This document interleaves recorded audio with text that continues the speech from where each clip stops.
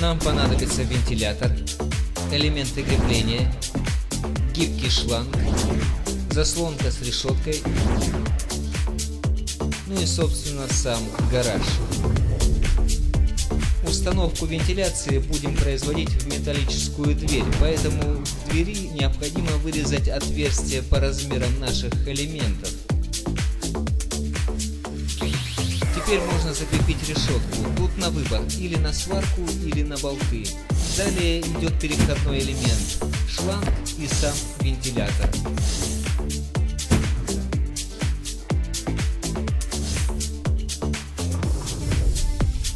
С наружной стороны устанавливаем заслонку, которая будет закрывать вентиляцию, когда она не используется. При частом открывании двери гаража можно сделать быстросъемные соединения.